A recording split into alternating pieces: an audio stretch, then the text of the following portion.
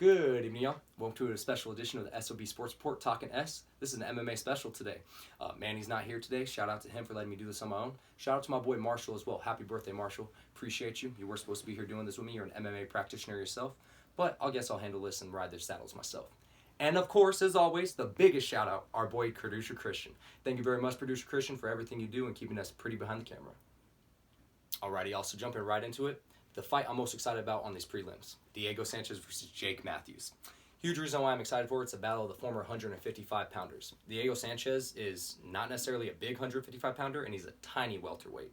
Jake Matthews, on the other hand, was a huge 155 pounder, and he's actually a pretty stacked welterweight as well. We've seen Diego Sanchez over the last few fights really get away from his wrestling and his old school grinding roots. I'd really like to see him get back to that this fight. If he can press Jake Matthews against the cage, which is a tough at task, Jake Matthews is really good with his footwork circling off the fence. He's big and he's strong. But if Diego Sanchez can implement his wrestling, I can definitely see him get the job done. If he does not implement his wrestling or he gets all his takedown stuff, I see Jake Matthews winning by easy decision, counter-striking, leading at distance. Jake Matthews is very technically sound, and he's looked great at welterweight. He's 4-1 since moving up to the 170-pound division. His only loss being Antonio Martin by rear naked choke, and Antonio Martin's a top 15 fighter. So to have your only loss against a top 15 fighter says a lot about you as a former 155er. Very excited about this fight on the prelims. Watch out for it. Another fight to look out for, Brad Riddell versus Alex De La Silva. Brad Riddell is 8-1. He's coming out of City Kickboxing. Everyone knows City Kickboxing for Dan Hooker, of course, Israel Adesanya, but Brad Riddell is also another 155-pounder on the up-and-coming. Then you have Alex De La Silva, who's the underdog, and he's like a 2-1 underdog, which I don't understand. He's 21-2, jiu-jitsu practitioner, and if he can get that fight to the ground and drag it to the ground, I can definitely see him choking Brad out. So, the first fight on this main card, I'm very excited about. Hakeem Dawodu versus Zabira Tukov. Zabira Tukov, he's 19-4-1. He comes in with a great sambo background, and he's aggressive as hell. He will throw caution to the wind, and he comes at you with reckless abandon. His boxing has sharpened up quite crisply over the last few fights, but regardless, he's very reckless, and he comes in there crazy. Hakeem, he's 11-1-1. I love him so much. He's an up-and-comer from Canada, a pure Muay Thai practitioner, who also has a really solid wrestling background as well. I see this fight being a little more of a brawl than a technical fight, but the best thing about Hakeem is he's down for the brawl, but he's a little bit more technical than you assume. I see this fight standing up and playing out on the feet. I'd love to see this fight go into the decision, and it's an early prediction for fight of the night, so be on the lookout for this fight. Second fight on the main card, y'all. Julia Avila versus Shajara Eubanks. Shajara Eubanks is like a 3-1 underdog, which makes absolutely no sense to me.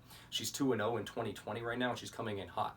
Powerful, aggressive striker, great wrestling, and awesome jiu-jitsu. Very underrated jiu-jitsu, in fact. I don't feel like anyone ever talks about Shajara Eubanks jiu-jitsu. I see Julia Avila coming out strong, hot-headed, and coming out to take Shajara out in the first round. I think she does, she does have a problem with coming out so hot and steamy that she does tend to blow her wad and gas out quite a bit. But if that seems to happen, I definitely see Shajara Eubanks dragging this into the third round and possibly, getting it by submission. If not by decision, put your underdog money on Shajara Eubanks. She's a live dog for this one. I'm super excited for this fight. Clearly, I'm excited for every fight, but I love watching the flyweights fight. Those 125-pounders, they can go for days. Cardio, power, speed, everything you want to watch in a fight, you watch in the 125-pound division. Kai Kara France, training out of City Kickboxing, same exact gym that has Brad Riddell, Israel Adesanya, and Dan Hooker, of course, fighting Brandon Royval. Brandon Royval made his UFC debut just 2 months ago, if I'm not mistaken, against Tim Elliott. Had an upset win by submission in the second round. I cannot wait for this fight. Brandon Royval he fights out of Factory Muay Thai under Mark Montoya, trains with the likes of Alexander Hernandez, who's a pretty decent 155-pounder. This fight is going to be a banger. Kai Kara France has great cardio, great pace, and he goes and goes and goes. Brandon Royval, I hope to see him wrestling and try to use his dirty jiu-jitsu to see how that works out. But this fight is so exciting, so action-packed. I can definitely see this fight going either way. I definitely see it going to decision, though. So be on the lookout for that. And if you haven't had a chance to check it out, go check out Brandon Royval's last fight against Tim Elliott and his post-fight interview. It's heartbreaking, but it's also very satisfying because you do know he got the $50,000 bonus and got to quit his day job. Shout out Brandon Royval. Co-main event, Dominick Reyes versus Jan Blachowicz, 205-pound vacant belt. First time that the light heavyweight title will be on the line and not have John Jones or Daniel Cormier in the fight in over 10 years. Let's go over their resumes here. Jan Blachowicz, in his last 3 fights, knocked Lou Rockhold out stiff, stuffed every single one of his takedowns, and had him fighting like a desperate man by the end of the first round. You have his next fight against Jacare Souza. Went to a 5-round decision, a hard, grimy, well-fought 5-round decision against Jacare Souza. It also shows in that 5-round fight as well that Jan Blachowicz can last the full 5 rounds and his cardio will stay solid as well as his power and his striking. Because in the 5th round against Jacare, though, he was landing some body shots that were really, really gas guzzlers. And then you look into his last fight, of course, knocking out Corey Anderson, essentially sending him into Bellator.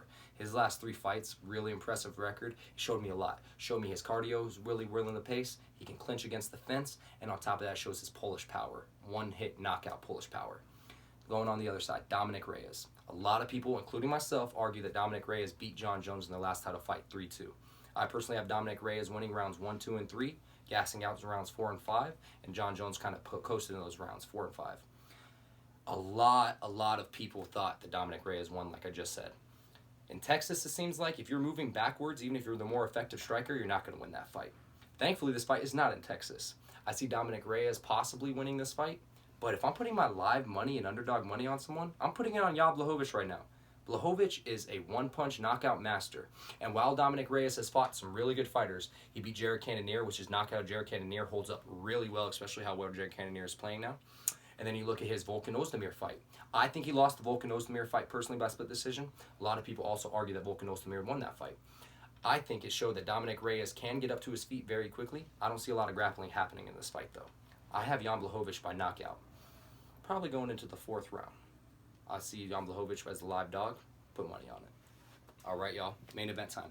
I just want to say thank you guys very much for getting this far with me. I know I'm, kind of going all over the place with my breakdowns and predictions, but I'm very excited about this card. Also a little nervous, I'm not going to lie. This is my first time ever doing an MMA special by myself, and I'm really missing Manny right now. So let's talk about the main event. Israel Adesanya versus Paulo Costa, Borochina. So excited for this fight. Clearly I'm excited about every fight, but this is the fight, y'all. Outside of Weili Zhang and Joanna, can you name a better fight to make this year? I can't. You have Paulo Costa, who's going to be coming forward like a madman, blitzing, berserking. Then you're going to have Israel Adesanya, who's going to be trying to work his way against the cage and counter-striking. I'm very curious on this fight. We've seen Israel Adesanya lose 2 rounds against Yoel Romero. He lost 2 rounds against Kelvin Gastelum, who's by far smaller and not as strong as Paulo Costa is. Kelvin Gastelum is former 170-pound division fighter. So I really think if Paulo Costa can clip Israel Adesanya within the first round or 2, Paulo Costa can win this fight. He really can. We've seen Israel Adesanya take it on the chin before. Granted, he's tough as hell. None of those guys, besides Yoel Romero, hit as hard as Paulo Costa. And let's be real here. Yoel Romero barely got a hit on Israel Adesanya. Now, we saw against Yoel Romero and Paulo Costa, we saw that Paulo Costa could take the best shot that Yoel Romero threw at him. How does that pay dividends into this fight? We've seen that Israel Adesanya is a very precise striker, whether that be counter or whether that be him moving forward. If he can catch Paulo Costa, I'm curious to see how well Paulo Costa's chin holds up. If Israel Adesanya is to win this fight, I see him winning by TKO in the 4th or the 5th round in the later rounds once Paulo Costa starts to gas out. We did see Paulo Costa gas out quite a bit against Yoel Romero in the 3rd round there, so I'm hoping to see if that plays dividends. But we could see Paulo Costa also knock out Israel Adesanya in the 1st or 2nd round. I do not see this fight going to the decision, and regardless how this fight plays out, whether that's a 30-second fight or whether that's the full 25 minutes, this fight is going to be fucking awesome. If you miss it, you're fucking up. Please don't miss this fight. UFC 253 is going to be freaking awesome, y'all. Let's get it. Hey guys, I really appreciate you guys joining me for my first ever MMA breakdown. This is an S.O.B special edition today. We really appreciate you guys joining us today. And again, I'm sorry about the the nervousness, the jitters. I'm usually not like this, but I'm super excited about this card, and I hope you guys are too. Check out UFC 253. And hey, if you know me, hit me up. I'm having the fights in my house. Much love, y'all. See you later.